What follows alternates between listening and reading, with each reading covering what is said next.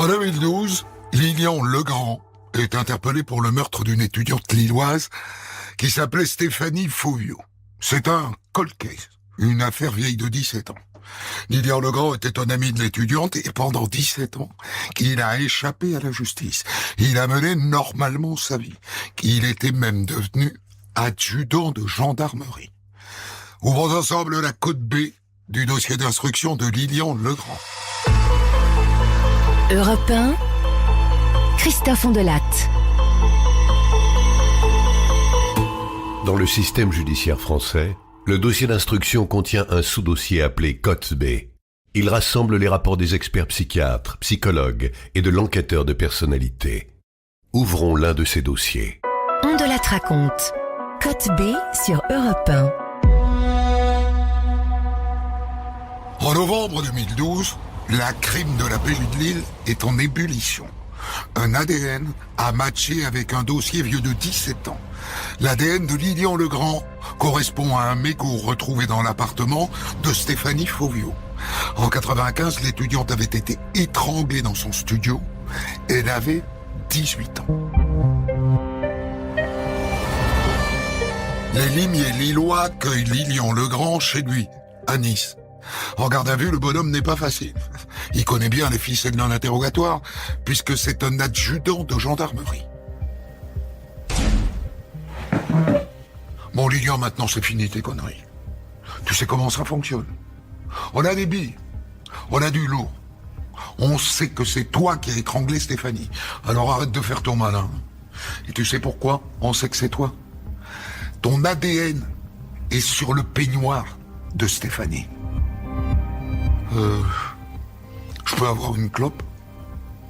Oui, tiens. Bon, j'arrête de chiquer. Oui, c'est moi. C'est moi qui ai tué Stéphanie. Mais j'ai pas voulu la tuer. Au départ, je voulais juste coucher avec elle, mais elle voulait pas.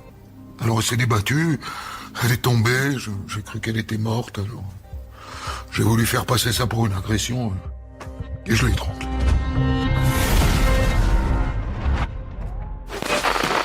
Pendant 17 ans à Wizerne, dans le Pas-de-Calais, les parents de Stéphanie se battent pour tenter de comprendre comment leur fille a perdu la vie.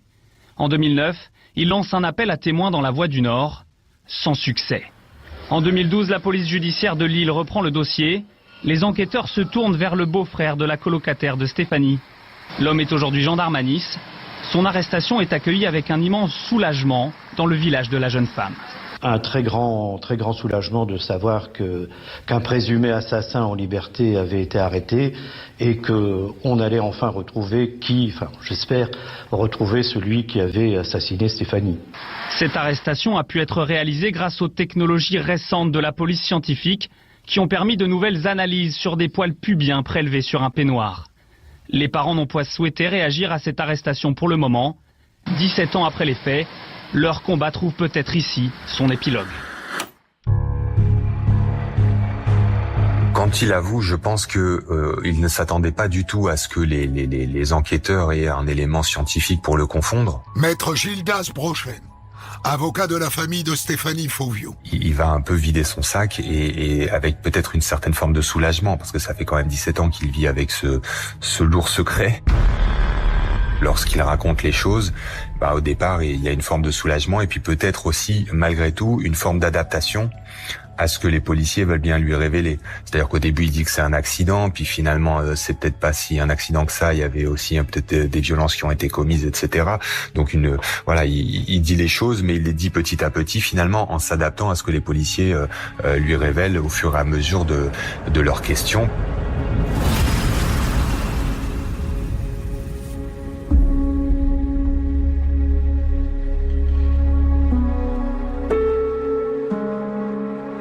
Et les officiers de police lillois, une fois que la garde à vue est terminée, sont satisfaits, ils ont obtenu des aveux, ils estiment que leur travail a été bien mené, et donc ils s'apprêtent ils repartent à Lille. Et à ce moment-là, un officier de police de la PJ niçoise les raccompagne.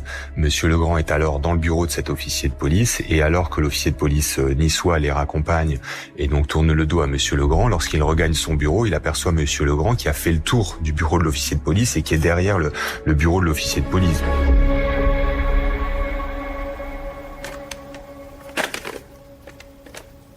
Mais qu'est-ce que tu fais là, Lilian? Je cherche une feuille et un stylo parce que j'aimerais bien écrire un mot à ma femme et à mes enfants. Mais en vrai, je sais pas quoi leur écrire.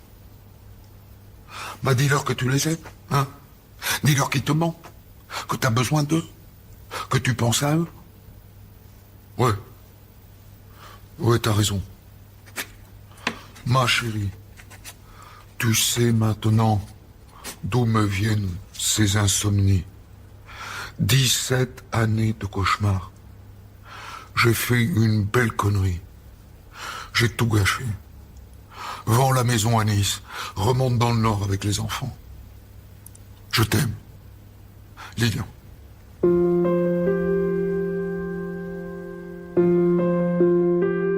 Et ça aura bien évidemment une importance considérable. Le fait qu'il ait tout gâché, le fait qu'il incite toute sa famille à remonter dans le Nord, à vendre la maison, etc. Bon, ça laisse quand même penser que ça conforte clairement les aveux qu'il vient de formuler. Il faudra bien qu'il explique les raisons de la rédaction de ce mot. Alors il sera évidemment pas très convaincant, et la petite explication qu'il va tenter de fournir, c'est de dire que ces 17 ans d'insomnie et ses excuses, c'est surtout pour le fait d'avoir été infidèle à son épouse, et notamment d'avoir eu des vues sur Stéphanie Fauvio 17 ans auparavant, quoi. Mais ça ne paraît pas très crédible. Monsieur Legrand, je suis le juge qui va instruire cette affaire. Qu'avez-vous à me dire par rapport aux faits? Pas que je conteste tout, quoi. Que j'ai rien fait, que c'est les flics qui me l'ont fait à l'envers. Vous revenez sur l'entièreté de vos aveux passés en garde à vue? Oui, monsieur le juge. Et quelles étaient vos relations avec la victime, Stéphanie Fauvio? On a couché 2-3 fois ensemble, c'était toujours chez elle. Quand sa coloc Karine, la sœur de ma copine, n'était pas là. Ce qui m'a attiré, c'était sa joie de vivre. C'était une belle fille, sans plus, quoi. À l'époque, on n'était pas des amants, mais de vrais lapins, quoi. Ça durait 20 minutes, quoi, pas plus. J'éprouvais une forme de malaise lorsqu'il pénétrait dans mon cabinet.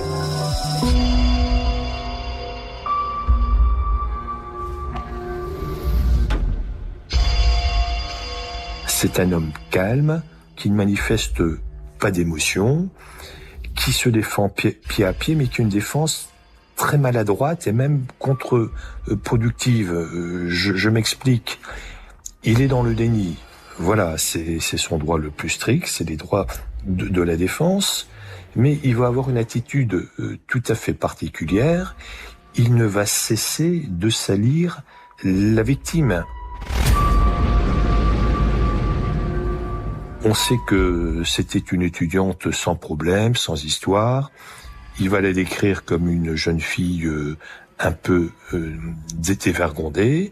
Je lui fais observer que finalement c'était un petit coup vite fait, et il me dit oui, c'est exactement ce que l'on peut dire. Et en utilisant des termes qui étaient vraiment très très durs pour Stéphanie, il a indiqué que c'était un plan cul qui avait mal tourné, que Stéphanie c'était une fille open, et puis à un autre moment il a dit que lorsqu'ils avaient des relations sexuelles consenties, c'était hard. De la part d'un individu qui sait qu'il risque gros, qui connaît les éléments à charge qui ne sont pas minces dans ce dossier, on a un peu de mal à comprendre ce type de raisonnement et de comportement.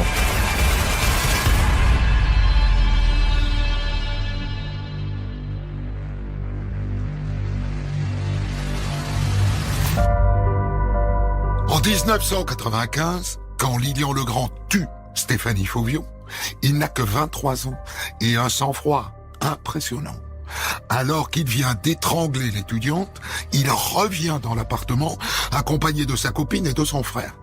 Et il fait semblant de découvrir le cadavre. Il faut souligner le calme de Legrand. À l'époque, il avait tout juste 23 ans. Jean-Michel Faure, juge d'instruction. Il n'avait jamais été confronté à ce type de fait de violence, et rien dans son attitude et son comportement ne laisse transparaître le moindre signe de nervosité, de peur, de malaise, d'émotion. Naturellement, les policiers arrivent sur place très rapidement. Eux également ne notent absolument rien. Absolument rien. Il va être entendu à plusieurs reprises. Il va tenir bon. Il ne va jamais céder.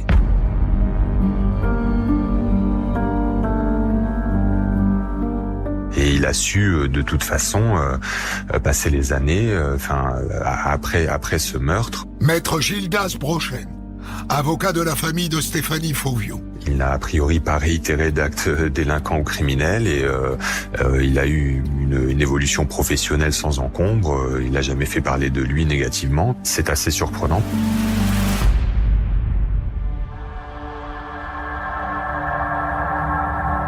Code B25. Expertise psychiatrique des docteurs Dubec et Zaguri. Lilian Legrand est né le 31 août 1971. Il est le troisième d'une fratrie de 4 enfants. Il parle d'une enfance et d'une adolescence banale.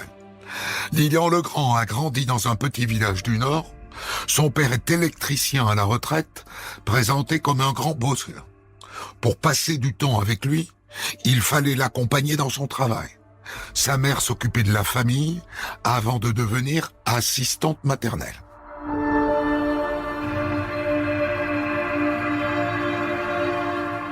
Il est issu d'une famille de Français moyens, c'est d'une famille aimante, il ne met rien de bien particulier en avant. C'est quelqu'un qui est bien intégré, il va faire des études supérieures, il va réussir à décrocher un BTS d'électrotechnique. C'est un étudiant sans histoire finalement, c'est quelqu'un qui n'attire absolument pas l'attention, c'est monsieur tout le monde, c'est l'étudiant qu'on aimerait avoir comme copain. C'était quelqu'un pas connu des services de police, pas de cam, pas d'alcool, pas de violence, pas de petits larcins. Un profil lisse finalement.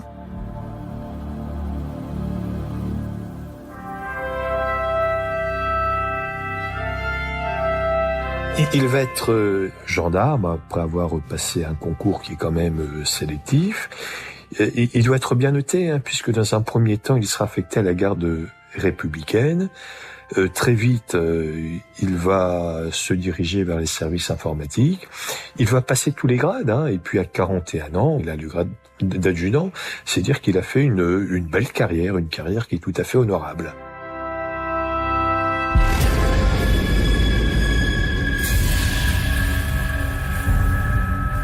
Mais ce qui est décrit quand même de lui, c'est un comportement un peu malsain, notamment vis-à-vis des femmes et des jeunes femmes.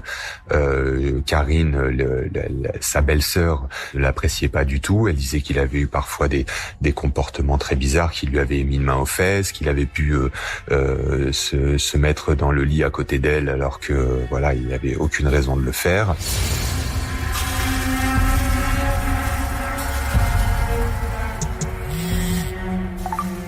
On va quand même découvrir un certain nombre d'infidélités et puis des personnes assez actives sur des sites de rencontres ou des choses comme ça. On peut dire qu'il était ce qu'on appelait jadis un homme à femme. Il multipliait les rencontres. Ces infidélités ont d'ailleurs failli mettre en danger son ménage. Son épouse lui a, comme on dit, laissé une dernière chance. Et puis, ils ont quitté la région où il était pour venir jusqu'à Nice. Code B32. Rapport d'enquête de personnalité de Frank Peepers. Lilian Legrand est marié, père de 2 filles.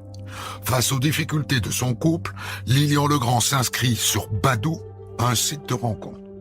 Il dit avoir eu une 20aine de rendez-vous qui se sont traduits par une 10aine de relations sexuelles avec des femmes différentes. Lilian Legrand justifie son attitude par une absence de relation intime avec sa femme. Il a entretenu une relation extra-conjugale durable avec l'une d'entre elles, mais aucune de ces femmes ne fait état d'un quelconque comportement oppressant sur le plan sexuel. Alors, il y a également quelques épisodes. On sait qu'il a eu des propos un peu déplacés auprès d'une de ses collègues gendarmes. Il y aura d'ailleurs une collègue gendarme qui va se manifester en indiquant que celui-ci pouvait avoir au sein de la garnison de gendarmerie un comportement un peu particulier et que par exemple il se promenait nu sur le balcon alors même que il y avait en face de lui deux femmes qui étaient sur leur terrasse de leur côté. Je pense que le fait de ne pas avoir été suspecté très très vite lui a permis de penser qu'il allait s'en sortir assez rapidement finalement. Mais en même temps, le fameux mot qu'il écrit dans lequel il parle de 17 années d'insomnie démontre que au fond de lui, il y avait quand même cette culpabilité qui était là, qui était présente et qui ne le laissait pas tranquille. Je pense que c'était simplement au stade de dire voilà, c'est de l'histoire ancienne, je vais devoir vivre avec ça, c'est lourd à porter, mais voilà, c'est fait, c'est fait. Il y a des mécanismes de défense extrêmement puissants qui se mettent en place et qui font que le sujet va mettre à l'écart cet événement du reste de son existence et de sa vie psychique. Docteur Daniel Zaguri, expert psychiatre. Le mécanisme de clivage qui font que c'est comme si c'était un autre qui l'avait commis et on poursuit sa route parce que sinon justement l'existence ne serait plus possible parce que le sujet serait trop tourmenté, trop parasité, trop entravé par ce qu'il a fait. Donc on est souvent étonné du fait que la vie reprend son cours comme si de rien n'était. Et pourtant le sujet n'est pas dupe, il le sait bien que ça a existé, il le sait bien que cet événement a été. Donc, la nuit, à bas bruit, dans le sommeil, à travers des petits comportements de l'existence, bien sûr, ça peut réapparaître.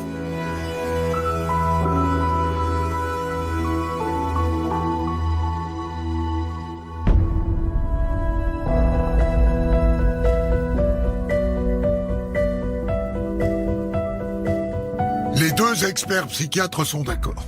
Lilian Legrand ne souffre d'aucune maladie mentale. Le docteur Daniel Zaguri ajoute qu'il n'a rien trouvé qui permette d'expliquer le passage à l'acte de Lilian Legrand.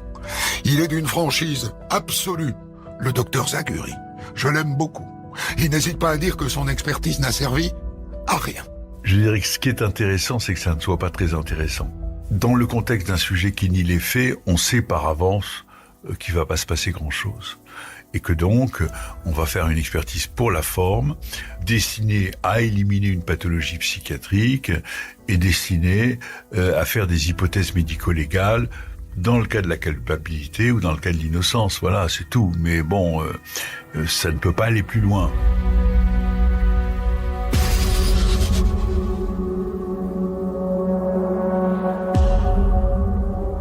Non seulement c'est le jeu de l'expertise, mais en plus c'est comme ça que ça doit être.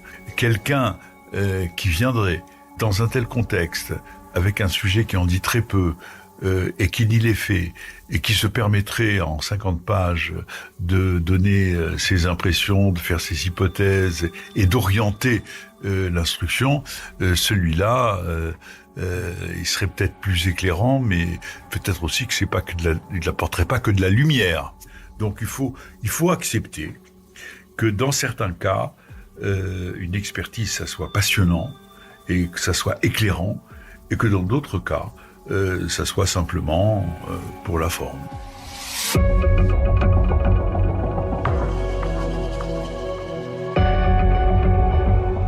Code B23. Expertise psychiatrique des docteurs Dubec et Zaguri. Rien ne nous permet de qualifier Lilian Legrand de psychopathe, en l'absence d'antécédents de toxicomanie, d'alcoolisme, d'impulsivité qui se seraient manifestés à un moment ou l'autre de son existence.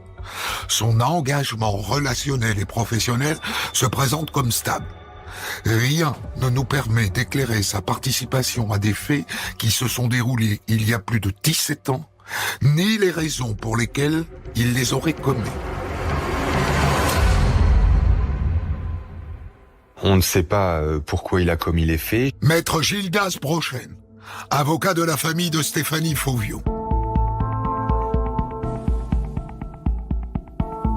Je pense que si on regarde un peu les aveux qu'il a pu formuler en garde à vue, je crois que en fait, il est venu ce matin-là dans l'idée d'avoir une relation sexuelle avec Stéphanie Fauvio, soit dans l'espoir qu'elle soit consentante, soit peut-être de la lui imposer, et que très vite ça a mal tourné et qu'il a fini par la tuer parce qu'elle s'est refusée à lui. Moi, en tout cas, c'est l'hypothèse que j'ai, et c'est finalement ce qu'il a bien voulu avouer lors d'une de ses auditions en garde à vue, et qu'après il a insisté pour maquiller ça en cambriolage pour éviter qu'il ne soit soupçonné.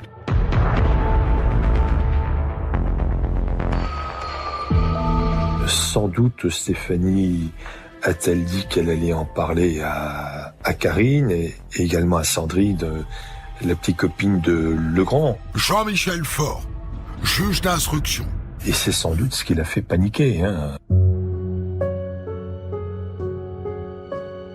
Je pense que si Stéphanie était une personne qui n'avait aucun lien avec ses propres relations, peut-être n'aurait-il pas passé à l'acte. Je rappelle quand même que les faits se passent tôt le matin, on sait que lui ne prend pas de drogue, on sait qu'il n'a pas de problème psy, on sait qu'il ne boit pas. C'est très difficile, d'autant qu'il est dans le déni. On aimerait, en lisant les expertises des psychiatres et des psychologues, trouver la réponse, mais on ne l'a pas. On ne l'a pas.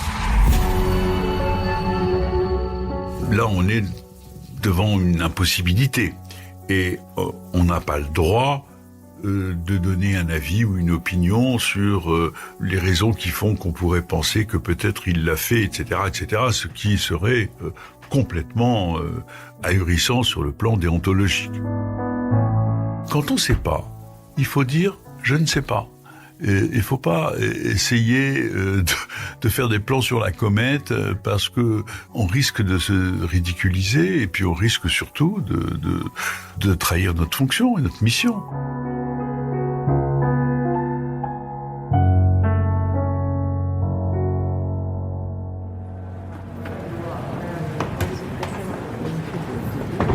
Quatre ans après son interpellation, Lilian Legrand est jugé devant la cour d'assises du Nord. À l'audience, il tient le même discours qu'à l'instruction. Il répète qu'il n'a rien fait. Mesdames et messieurs, la cour.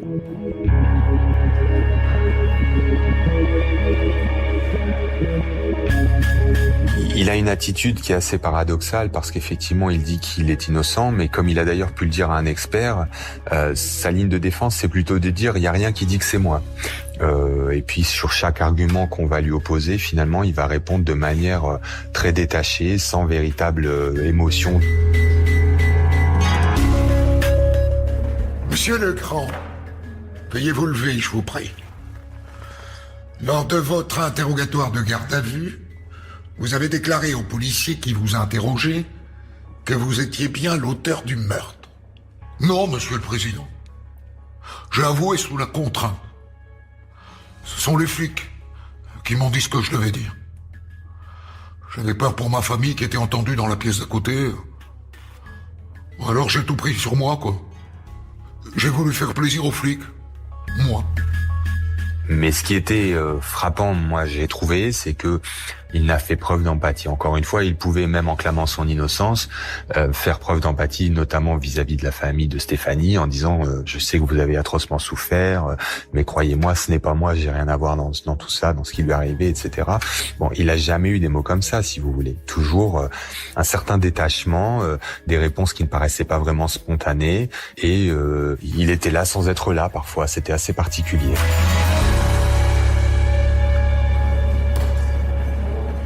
Monsieur Legrand, je suis l'avocat des parents de Stéphanie Fauvio et je voudrais savoir comment vous qualifieriez vos rapports avec Stéphanie.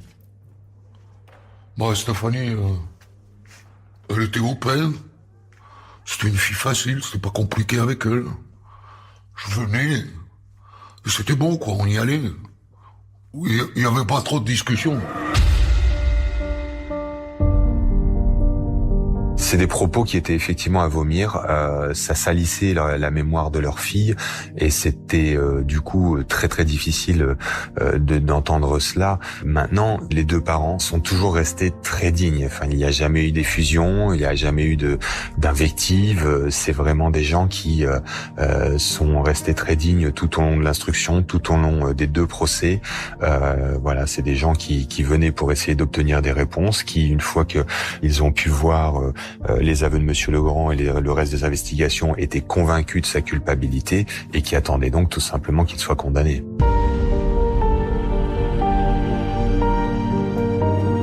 Madame, vous êtes la mère de Stéphanie Fauvio. Nous arrivons au terme de ce procès et je vous laisse la parole. Monsieur le Président, notre fils était notre joie, notre fierté. Ce qui était très marquant, effectivement, c'était les deux témoignages des deux parents qui ont été très poignants, très touchants, qui sont venus avec des mots simples, expliquer quelles étaient leurs souffrances et puis quels avaient été aussi leur combat pendant toutes ces années. Et ce qui était touchant aussi, c'est de voir ses amis qui venaient 20 ans après en parler. Et qui en parlaient comme si elles parlaient de la meilleure amie qu'elles avaient perdue la veille. Et ça, c'était des moments assez forts du procès quand ces jeunes filles sont venues témoigner. Même le petit copain de l'époque de Stéphanie, qui évidemment avait refait sa vie à une femme, à des enfants, etc., est venu et lorsqu'il avait parlé de Stéphanie, c'était assez bouleversant.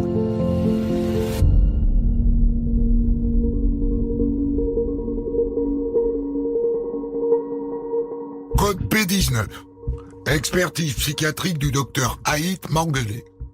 Lilian Legrand semble présenter une personnalité névrotique avec une immaturité sur le plan psycho-affectif et une dépressivité.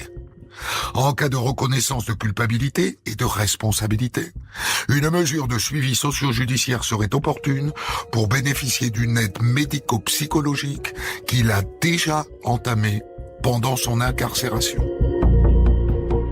On sait qu'il n'est pas dans la repentance, dans le remords. Ça veut dire que potentiellement il peut avoir des risques de réitération, de récidive. Ce que l'on sait avec une quasi-certitude, c'est que pendant ces 17 ans, il n'est pas ou il ne serait pas passé à l'acte. Mais c'est vrai que s'il ne fait pas un travail sur lui-même, c'est quelqu'un qui a des failles. Et ces failles amènent une fragilité et facilitent le passage à l'acte.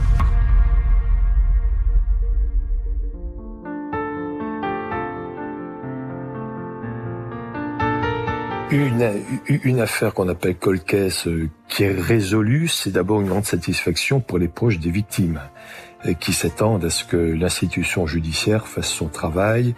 Mais indépendamment de cela, on a beau être des professionnels, on a beau se dire que l'empathie, ça va passer en second plan, oui, il y a toujours une grande satisfaction et qu'on le veuille ou non, il y a beaucoup de pensées qui vont, même si on ne peut pas les manifester, vers les parents de Stéphanie et ses proches.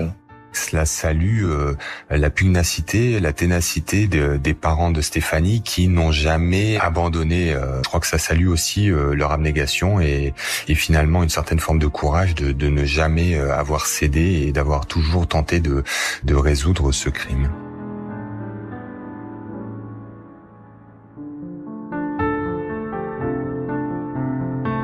La Cour d'assises du Nord condamne Lilian Legrand à 30 ans de réclusion criminelle.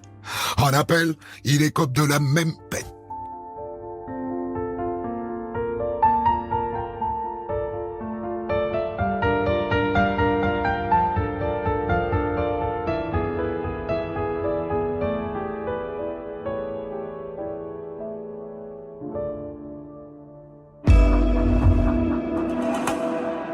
Ainsi s'achève ce numéro de On de la raconte dans sa version Code B. Rédaction en chef Guillaume Maury. Enquête aujourd'hui de Vincent Deby. Réalisation Célestin Muller. À demain. Allez, salut.